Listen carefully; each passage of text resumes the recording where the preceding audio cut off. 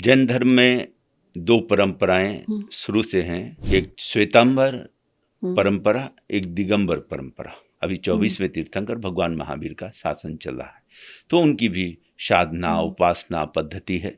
और भगवान महावीर की जो साधना पद्धति है वो पूरी टोटल तप की है, त्याग की है और ध्यान की। यम है, फिर नियम है, फिर आसन है, प्राणायाम है, प्रत्याहार है, धारणा है और फिर ध्यान और समाधि। तो पूरी जीवन ही है अवेयरनेस का। भगवान महावीर ने तो कहा, अपने गौतम को संदेश देते हुए, गौतम स्वामी को पूरे उस रूप में पूरे मानवता को संदेश दिया कि संयम गोयम मा पमाए। हे गौतम, तू क्षणमात्र भी प्रमाद मत कर।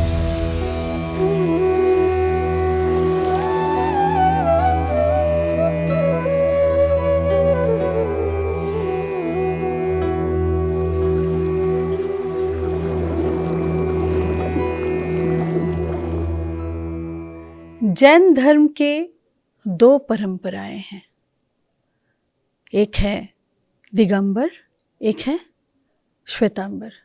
श्वेतांबर परंपरा के गुरु विवेक मुनि जी आज हमारे साथ मौजूद हैं। मुनि जी प्रणाम, आपका स्वागत है चैनल पर। बहुत बहुत आशीर्वाद, बहुत अच्छा। आज हम काफ़ी सारी जानकारी लेंगे ये जैन धर्म के बारे में, उनके गुरुओं के बारे में, उनके गुरुओं की वाणी हम सुनेंगे। आचार्य जी, आप जब हमारे स्टूडियो में आए हैं, आपसे हम कुछ जानकारी ले पहले। ये दिगंबर और श्वेतांबर जो दो हैं परंपरा, इनको आप थोड़ा इजी शब्द में थोड़ा अगर बताएं तो। जैन धर्म में दो परंपराएं शुरू से हैं। एक श्वेतांबर परंपरा, एक दिगंबर परंपरा। दिगंबर परंपरा के जो मुनि होते हैं वो दिग माने अंबर, आकाश हैं, और उसको धारण करने वाले हैं। वो अपने को आकाश को ही अपना वस्त्र मानते हैं, वो परंपरा है। एक श्वेतांबर परंपरा है जिसमें श्वेत वस्त्र जो पहनते हैं वो श्वेतांबर संत हैं। श्वेतांबर में भी 3 संप्रदाय हैं अलग अलग, जिसमें मूर्ति पूजक संप्रदाय है जो मूर्ति पूजा को और मंदिर को मानता है, और उसके बाद एक स्थानकवासी परंपरा है और एक तेरापंथ परंपरा। ये श्वेतांबरों में है। इसी प्रकार से दिगंबरों में भी 2-3 पंथ उसमें भी हैं अलग अलग, और उनमें भी बहुत भेद नहीं है, थोड़ा सा पूजा पद्धति का भेद है। बाकी सभी लोग 24 तीर्थंकरों को मानते हैं, गणधरों को मानते हैं, और जो जैन धर्म के मूलभूत सिद्धांत हैं सार्वभौमिक, उनको भी सभी दिगंबर और श्वेतांबर दोनों मान्यता देते हैं। बस थोड़ा सा पूजा पद्धति में, उपासना पद्धति में फर्क है। जो पूजा आप करते हैं, जो मंदिर में मूर्ति रखी जाती है 24वें तीर्थंकर भगवान महावीर जी की। हाँ, जैन धर्म में मूर्ति प्रथम तीर्थंकर भगवान आदिनाथ हुए हैं, ऋषभदेव जो हुए, जिनके 100 पुत्र थे। उसमें भी भरत और बाहुबली उनके बड़े पुत्र थे, और उनके नाम से देखें तो भारत देश का नाम भी भरत के नाम से भारत देश पड़ा। तो आदिनाथ भगवान के भी मूर्तियां हैं और मंदिर हैं। और उसके बाद में तीर्थंकर 24वें तीर्थंकर के रूप में भगवान पार्श्वनाथ है, 23वें तीर्थंकर के रूप में भगवान पार्श्वनाथ हैं, और 24वें तीर्थंकर के रूप में भगवान महावीर स्वामी। तो इसमें सभी के मंदिर हैं। 24 भी मंदिर में विराजमान होती हैं, 24 तीर्थंकरों की भी मूर्तियां होती हैं, उनकी भी पूजा उपासना चलती है। लेकिन जैन धर्म में मूल रूप से देखें तो 4-5 तीर्थंकरों का विशेष महत्व है, और विशेष उनका मंदिर, पूजा पाठ और जगत के लोग उन्हें जानते हैं। प्रथम तीर्थंकर भगवान आदिनाथ को, चंदा प्रभु जी को, और उसके बाद में नेमिनाथ भगवान को। जो नेमिनाथ भगवान हुए हैं वो भगवान श्री कृष्ण के चचेरे भाई थे, और उसी परिवार से, उसी वंश परंपरा से थे। और भगवान पार्श्वनाथ 23वें तीर्थंकर हुए हैं, और 24वें तीर्थंकर भगवान महावीर स्वामी। योग साधना और जो आपके जो मूल विषय है, योग भी आप करते हैं, करवाते हैं, तो आप ये मेडिटेशन और या किस तरह के योग? हाँ, शब्द अलग अलग हैं, लेकिन मूल जो पद्धति है, चाहे वो जैन धर्म की हो, चाहे भारत के अन्य धर्मों की पद्धति हो, उसमें भी संस्कृति एक ब्राह्मण संस्कृति रही जो पूजा, अनुष्ठान, यज्ञ इन चीजों को मानती है, और एक श्रवण संस्कृति रही है जो श्रम को, कर्म को प्रधान मानती है, और उसके साथ साथ वो ध्यान की जो साधना है वो विशेष रूप से बताती है। तो जैन धर्म में सबसे ज्यादा महत्व है कायोत्सर्ग ध्यान का।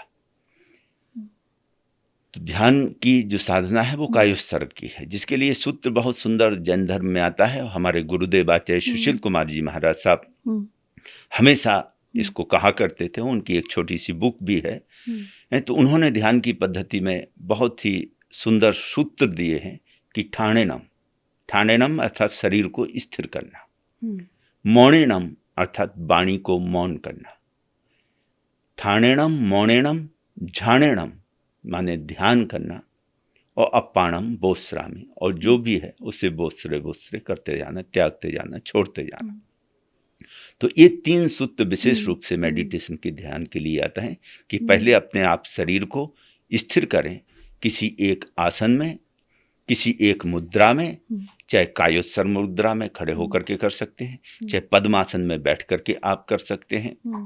मौनेनम, फिर उसके बाद में वाणी को मौन करना है, वचन को मौन करना, जिसको हम बोलते हैं मनन करना। हाँ, नहीं मनन नहीं, मनन में तो आप सोच रहे हैं, चिंतन कर रहे हैं। वाणी को मौन 2 प्रकार का है। एक तो है वाणी का मौन, जो हम शब्द बोल रहे हैं वो नहीं बोल रहे हैं कि शब्द निकले ही नहीं, लेकिन मौन का मूल मतलब है कि आपके मस्तिष्क में, आपके मन में विचारें उठे ही नहीं, आपकी विचारों की जो तरंगे हैं, हाँ, विचार बिल्कुल शांत हो जाएं, जिससे आपके शांत होते गए, शांत होते होते एकदम आप विचार शून्य स्थिति में पहुंच गए, जिसे थॉटलेस स्थिति कहें। फिर उसके बाद में आपकी चेतना जागृत है, अप्रमत्त अवस्था है। तो उस समय आप चेतना के द्वारा ज्ञाता दृष्टा भाव में हैं, आप अपने को देख रहे हैं, बस ध्यान। मुनि जी, मैं एक चीज़ बताना चाहती हूँ। ये जब अब ध्यान की स्थिति में रहते हैं, कोई भी रहता है, कोई ये शुरू कर रहे हैं, युवक आपके पास आते हैं और ये आपके परंपरा के हैं, और ये इन सब जो स्तर है उस स्तर से वो जा रहे हैं, तो ध्यान की जब बात आती है, उसके मन में क्या सोचना, उसके मन में तो बहुत सारे थॉट, एक तो थॉटलेस की तो उसने प्रैक्टिस की है, फिर ध्यान जब लगा रहे हैं, फिर भी तो थोड़े तरंगे, लहरें, बुदबुदी तो उठे रहे हैं ना समुद्र में। जब ये सब आते हैं वैसे ही माइंड में उत्पन्न हो रहे हैं, तो वो जब उसको रोकेंगे, रोकना भी नहीं है, वो आ ही रहे हैं, मगर वो अपने आप डिसॉल्व भी हो रहे हैं। तो इस टाइम वो साक्षी रूप से जब वो रहते हैं, उनके मन की भावना क्या होना चाहिए? इसमें अपनी भारतीय संस्कृति और भारतीय धर्म जो 4 हैं, उसमें जैन धर्म यह मानता है कि ध्यान तो बहुत एक उच्च स्थिति है।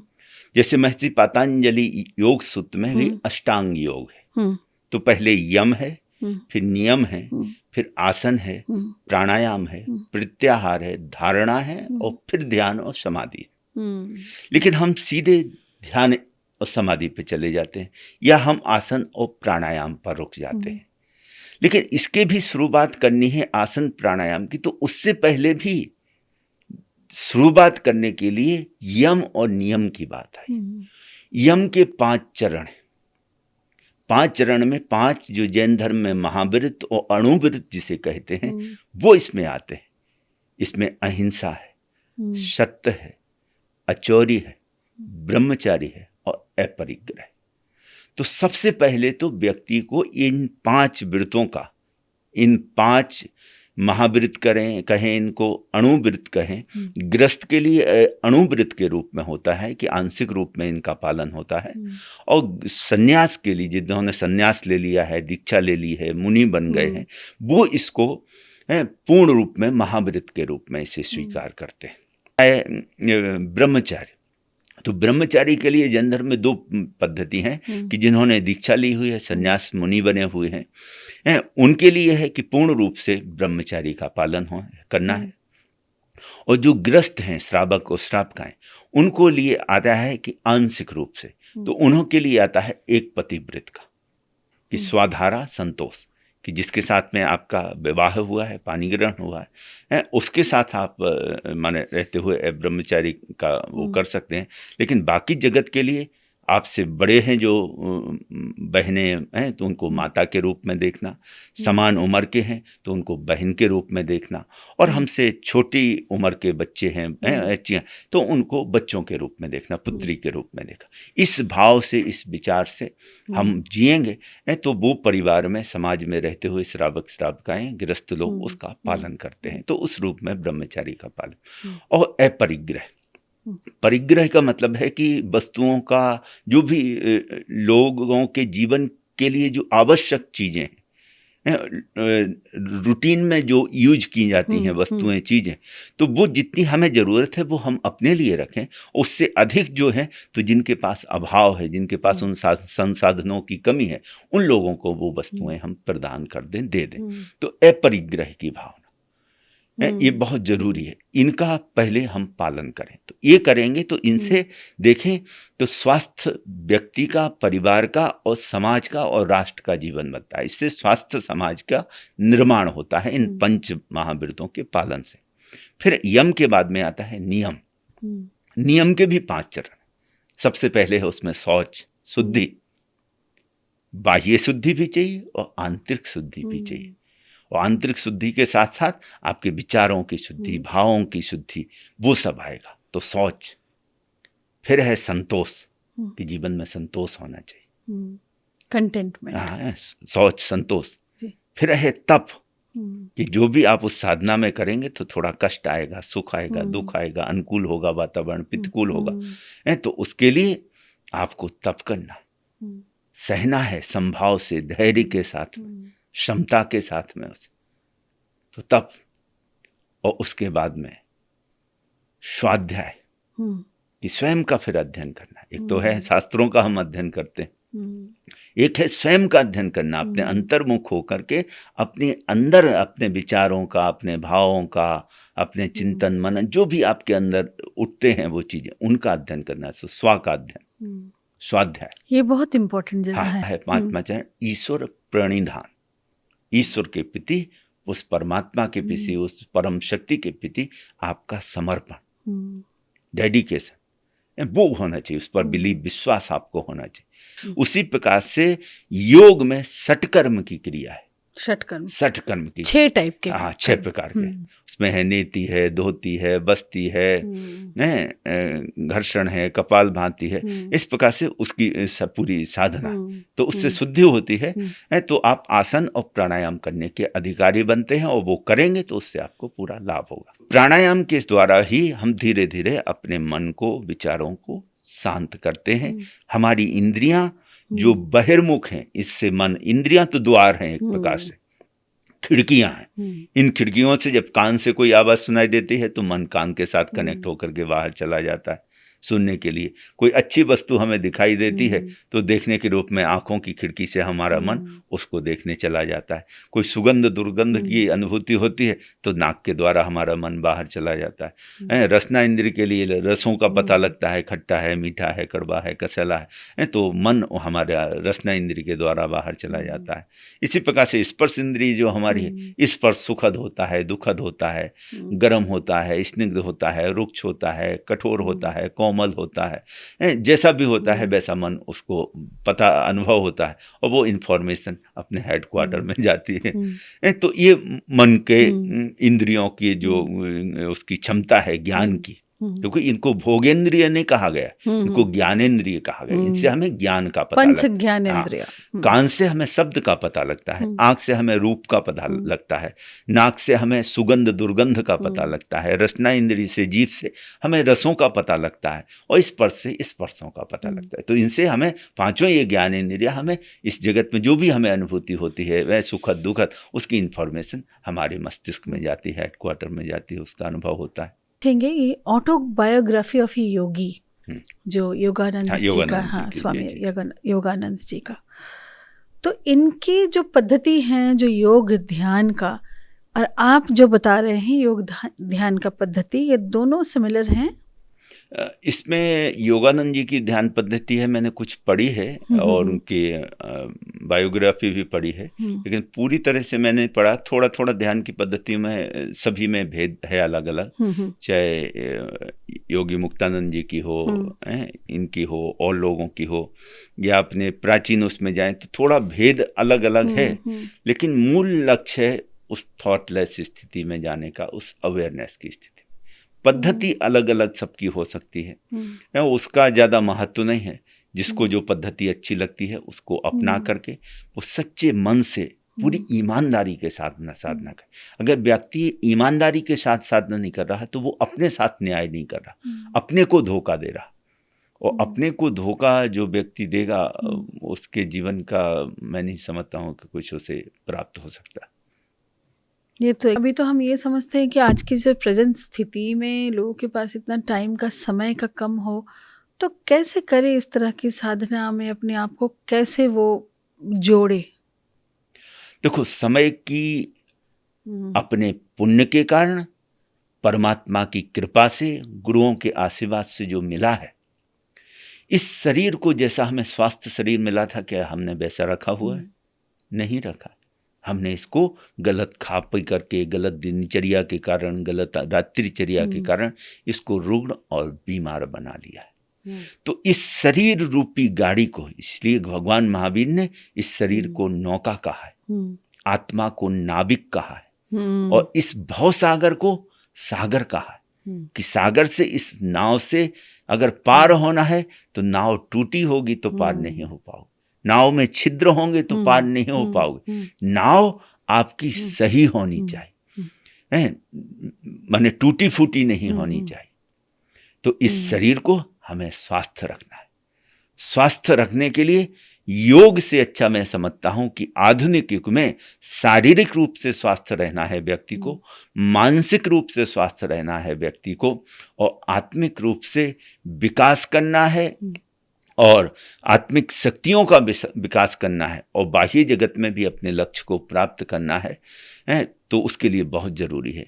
तो मुनि जी, आज का हमारा कार्यक्रम जो लोग सुन रहे हैं और जो देख रहे हैं, जो जितने भी एक कार्यक्रम डायलॉग्स के इस कार्यक्रम को लोग सुनते हैं, थी बहुत ही अच्छा तरीका जो आप ही बताएं हमको।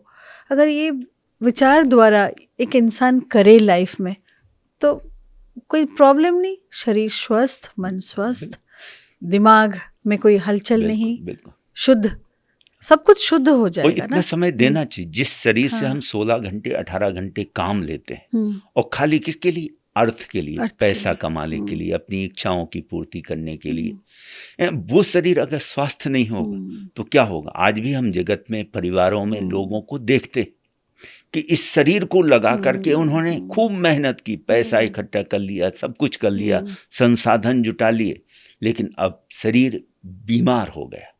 सब कुछ उनके पास है, लेकिन वो अगर अच्छा कुछ खाना है जिसकी उनकी इच्छा होती है खाने की, बीमार हैं, खा नहीं सकते। डॉक्टरों ने कहा कि डायबिटीज है, मीठा नहीं खाना है, आपका कोलेस्ट्रॉल बढ़ा हुआ है, आपको हार्ट की प्रॉब्लम है, आपको तली चीज़ें नहीं खानी है।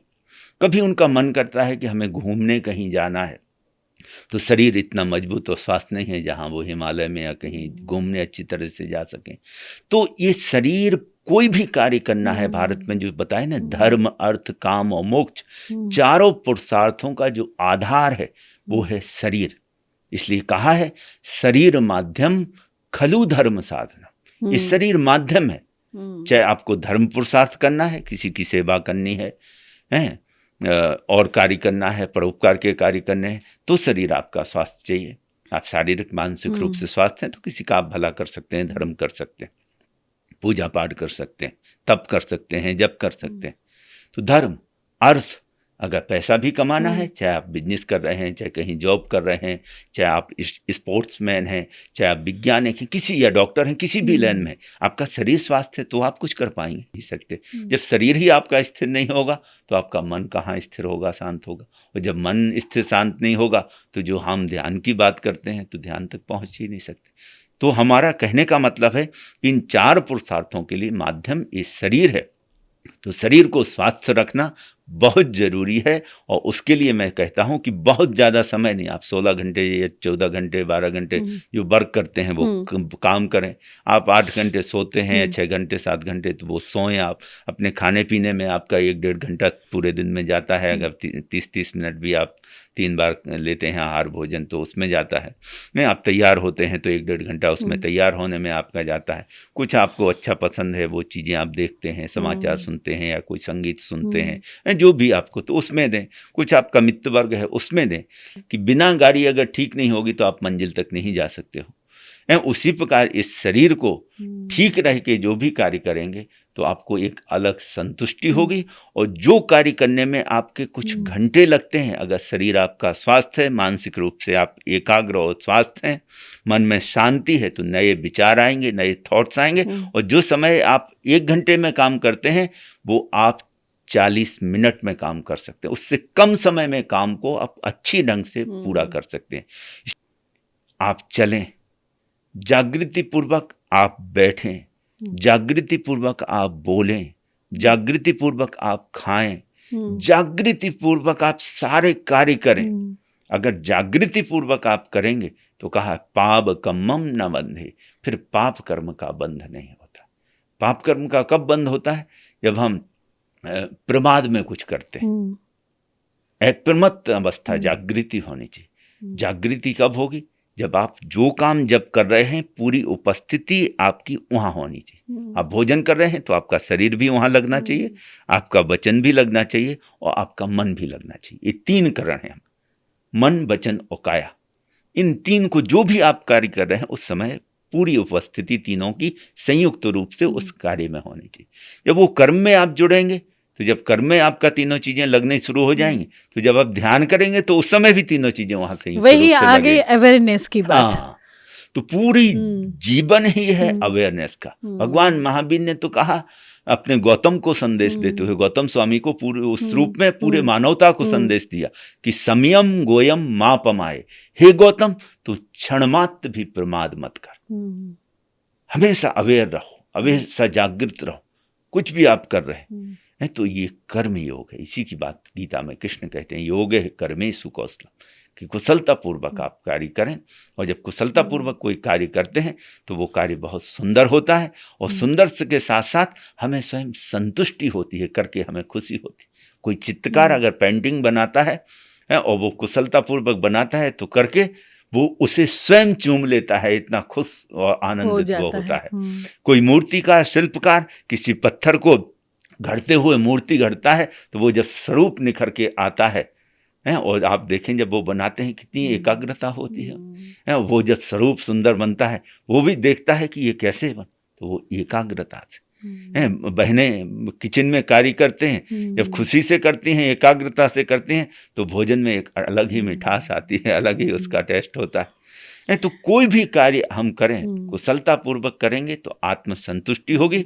और उस कार्य को करने के बाद में हमारा साथ में कॉन्फिडेंस भी बढ़ता है, ज्ञान भी बढ़ता है और कॉन्फिडेंस बढ़ता है। और जब आत्मविश्वास कॉन्फिडेंस बढ़ता है तो फिर व्यक्ति बड़े से बड़े संकल्प लेता है, बड़े से बड़े कार्य करने के लिए उसको एनर्जी और ऊर्जा मिलती है। क्योंकि उस समय खाली वो कार्य नहीं कर रहा है, उसके साथ में वो जो विश्व चेतना है, जो परमात्मा है, वो भी संयुक्त हो जाता है, उसके कार्यों में जुड़ जाता है। योग, ध्यान, मेडिटेशन और बियॉन्ड मेडिटेशन के बारे में आपसे सुना, तो ये कार्य कठिन है मगर ऐसे नहीं है कि नामुमकिन है।